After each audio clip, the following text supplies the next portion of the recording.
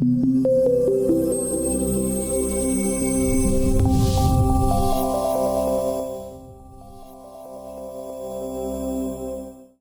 is an author, fitness innovator, and speaker who has been providing personal training and motivational presentations to audiences for the past 40 years. Ron was the first fitness professional in the Minneapolis-St. Paul area to work with clients and help them define, develop, and pursue their fitness goals. As a personal trainer, Ron has been called upon to coach top doctors, NFL players, lawyers, and CEOs throughout the state of Minnesota. Ron's goal is simple: to help people become the best version of themselves by providing them with training that builds their body and motivational presentations that give them the mindset, attitude, and beliefs for success. Audience have described Ron's presentations as high energy, engaging, humorous, and hard-hitting. So please help me give a warm welcome to Ron Henderson, the fitness king.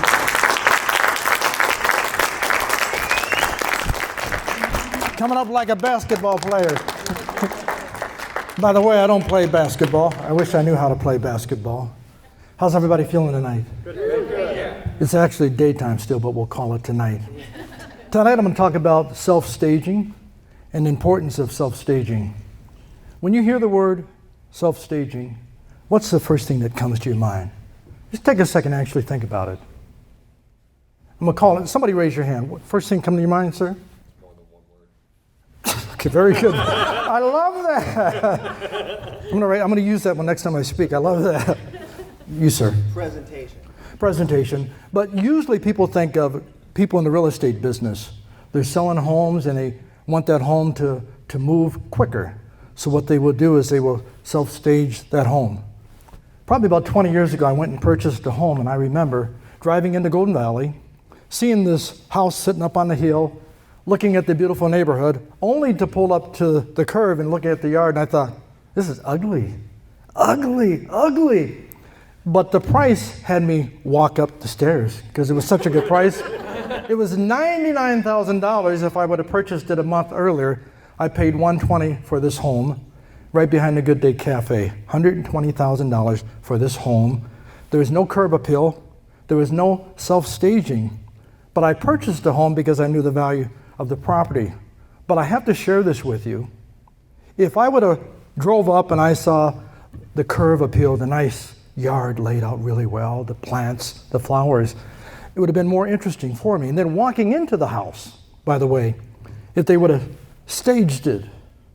I talk about self-staging because this is very prominent in the real estate business, and people are actually using that right now in their presentations at work, but most people are unaware of it.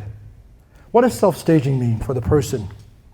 Well, putting yourself in the best position possible so that when clients walk in your door or potential buyers, that they immediately see you as somebody that's slightly different. Somebody that just comes off with that kind of just something, that extra edge. Somebody that just comes off in such a way that makes you want to associate with them. So how do you do that? Well, the first step really is start looking at ourselves. How do we look? And I'm going to be very honest with this. How do we look physically? All right? People say you should not judge a book by its cover, but guess what?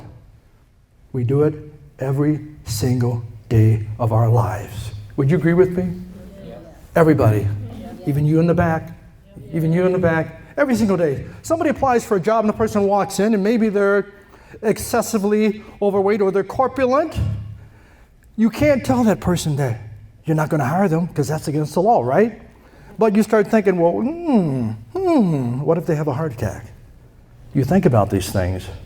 Or a person's applying for a job and they walk in, their pants are sagging, they're dragging, and you're thinking about it, do I want to hire this person? Well, I'm going to be honest. Don't beat me up for it. I'm probably not going to hire the person because we do judge a book by its cover. Are we wrong about that in most cases? Yes, we are, but we do it. So self-staging, we want to get ourselves, number one, in the best shape that we can. And not just for the physical benefits, but for the health benefits and for the other benefits. Because when you have more energy, you can stay out there longer with that prospective client or that prospective buyer. You have the energy to talk longer And you also have the energy to be able to go home and walk in the door and say, Lucy, I'm home. And have the energy for your wife, for your spouse, for your kids. But it will take you getting in the physical condition. You might have to do what I call a mini workout, where you got those feet moving, and you can be in your office right now, you can be sitting on the chair and still do the mini workout. And by the way, it does work. If I had you tap your feet right, try it. Just tap your feet as fast as you can. Do it for 30 seconds. Faster. 30 seconds faster, faster, faster. Come on, I know you can do better than that. Come on, they don't call me the Fitness King for nothing. Come on, faster. Come on, come on, come on. Okay, that's a mini workout. It's called a mini workout. So when you're in better shape, guess what happens? You don't feel the aches and pains the same way. And by the way, I'm talking about this first because pain is a major distractor for anybody. I don't care what type of physical shape that you're in. If you're in pain, it's distracting. So the phone rings and it's, hey, it's Sally. I want to talk to you about maybe listing this house. I want to talk to you about possibly buying this. Well, Sally, what's going on? Well, because your pain is distracting you, and so she's listening to your voice, and you actually sound like you're not even interested in talking with her. But guess what? You're interested in talking with her. But those aches and pains are a major distraction. So you want to be able to get in the best shape that you can. Start a workout program. Go see a trainer. Don't call me. I'm not out here to promote myself. I'm out here to help you to make a better presentation so that when you step out, you're ready. And by the way, the presentation begins far before people even meet or greet you. It's your energy that you have on the phone. I say probably once a month I go on WGN Radio out of Chicago. They interview me. Before I come on air, guess what I'm doing? Yeah, a mini workout. And they interview me like at 5 in the morning, then they play it later in the daytime. But the reason I do that is I want to get my energy up. I want to have plenty of energy so when I come on there, they give me 20 minutes of airtime on WGN Radio. Come on. I love it. It's called shameless self-promotion. And I love it, right? Because they love me and I love them actually. They're friends of mine now. But I do the workout because I want to get my energy up. And then when I get off of that, I have to go to work, right? So you have to have enough energy to do all those things. So number one, start a workout program. If you're not going to do it for yourself, do it for Sally, do it for Bobby, do it for the little kid down the street, or your aunt or your uncle, all right? But number one, self-stage, physically speaking, so important. Number two, develop a positive attitude in all things that you do. Now, I had a guy last week, I talked to him about this because I made a presentation somewhere. It's my signature speech, okay, self-staging. And he said, well, what do you mean a positive attitude? Well, is that easy to get? And I said, it depends on your attitude. It truly depends on your attitude. So if you have that but this, but that, in fact, I'm writing a book on that called The Big But Factor.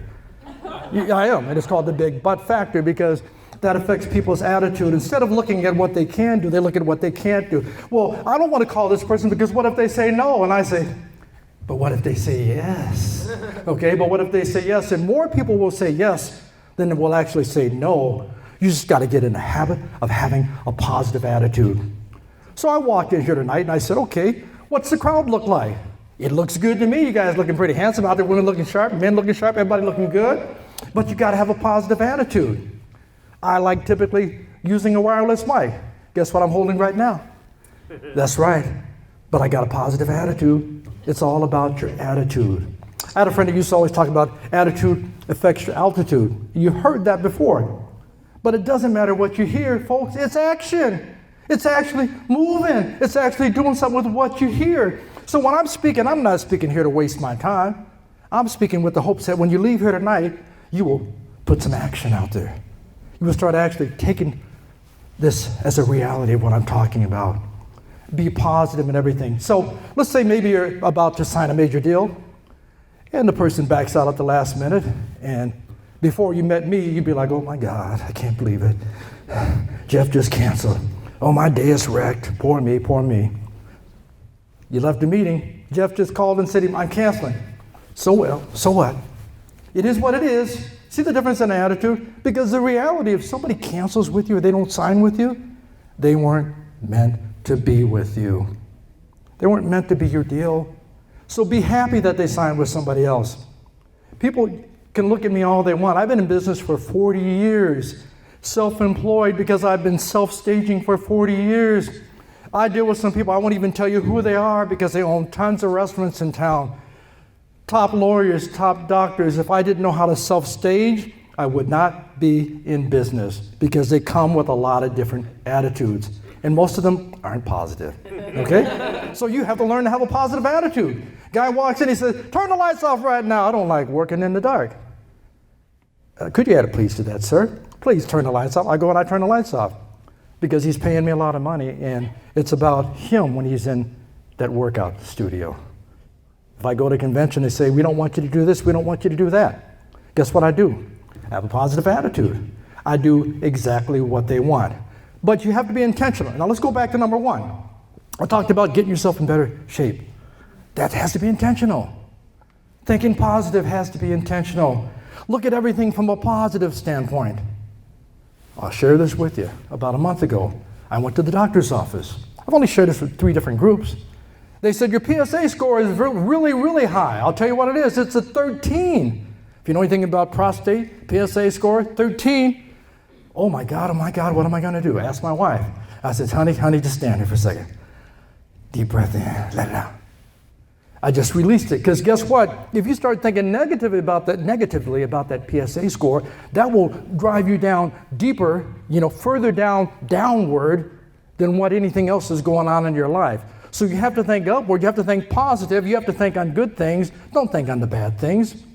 It is what it is. Let's say if I happen to have cancer, I'm going to have a biopsy in probably about 3 weeks. If they say you got cancer, my attitude honestly is, well, I was probably meant to have it. Do you know why? Because at one time I said if I could take a pill to be everything that I felt that God wanted me to be, I would take it in a heartbeat. If it draws me closer to the direction that I'm heading in, then that's a good thing for me. Always look at things from a positive attitude. Are you hearing me? Yeah. Can I get 3 people just come up here and volunteer for me for a second? I need 3 volunteers. Number 1, that young man, can I get a lady up here?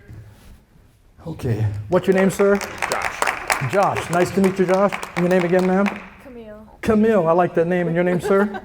Alex. Alex, can I ask you a question, Alex? I'm going to start with you. All right. I have some checks here. I want to make you an offer. Deal or no deal? It's like the TV show. It really is. If I offered you a check for $2 million for your health, that means every aspect of your health, would you take it? No. Why wouldn't you take it? I'm not giving someone else control over my health. And because health is probably the most important thing to you, or for you, right? Yeah, if you're dead, you got nothing else. Okay, I like that. Okay, young man, I'm going to make you a better offer. Deal or no deal. If I offered you a check for $4 million, would you take it for your health? No. Why not? For my health improvement? Everything, no, for your health in exchange. I like this guy. Give me a hug. I like this guy. This is my buddy. I like this guy. I like you. I really do. No, I would not. Why not? If I'm not healthy, I can't do anything else. Okay, man. Tell you what, I'm gonna dig into my piggyback right here. This is my bank. I got a check in here right now. What's your name again? One more time. Camille? Camille. Tell you what I'm gonna do. This is $8 million. I'm gonna fill it out to you for your health. Would you take it? I'm taking it. You're gonna take it? Who did you come with? I just heard you can buy a heart. Somebody get this woman out of here. I'll tell you what. Now, the reason I had you come up here because it's real important. Here's the deal.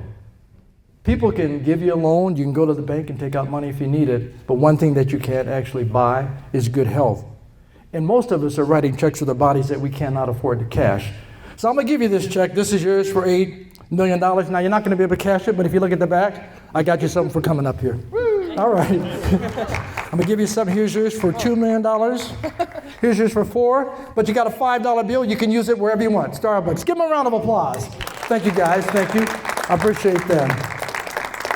It's always nice to get people, next time you go someplace, if they ask for volunteers, do this. Yeah. Put your hand up right away. Because you never know what you can get. And I'm a giver, and I'm going to talk about it then, the importance of giving and the importance of giving sincerely. Here's confession time. Over the last 10 years, I've trained at least 5 people for free at the same time for over a year, for free, because they lost their jobs or they went through a bad divorce. So that means I wasn't getting about $800 a month for training those people. The reason I did that because their life is important, their health is important. It's so important to take care of what you have. So we're talking about the physical. We're talking about having a positive attitude. Thirdly, we're going to talk about catch and release. So you've had a really bad day, somebody's treating you wrong. How do you deal with it? Well, let me give you an example. It's the day, it's called Good Friday. You know what Good Friday is, right? You're in line, you've been standing in line for about an hour, and you got all your toys and all your gifts for your family, and all of a sudden somebody butts in line in front of you. How does it make you feel? Annoyed. Yes, and you would probably say, young man or young lady, you can't do that. We've been waiting in line for an hour, right? Okay? Then all of a sudden you're getting this shouting match, back and forth, back and forth. And the manager comes over and he says, young man, young lady, or whoever you are, you guys are making a disturbance. You all have to leave right now. So now you walk out, right? You have no gifts. Your kids are mad. They're sitting in the car. They're crying because Papa messed up or Mama messed up, right? And you're upset and you're feeling bad about everything. That's one example. Same store, same day. You're sitting in line for over an hour. 7-year-old walks up, has a cart. There's one animal in the cart. It's a stuffed teddy bear. And she's got a $20 bill in one hand and she bumps right in front of you guys. How did you feel about that? Probably a little different, right? Again, I call it catch and release. So when somebody cuts you off at the side of the road, look at that and say, bless that person. Obviously, they got someplace that they have to be. Don't let it wreck your day. And this is important. I know I don't have a lot of time to speak tonight, but this is really important. You'll never have a bad day when you learn to catch things. When I say take hold of it, release it, let it go. But you have to be intentional about it. I walk into Starbucks, a Caribou, they say, how are you doing? I said, I'm doing good. You're doing good? I said, yeah, I'm doing good. I said, I just found out that I have a high PSA score. And they look at me, they don't believe it. The reality is I am doing good because I've learned to catch and release it. Things don't happen the way you think they should, but things happen for a reason. You catch, you release.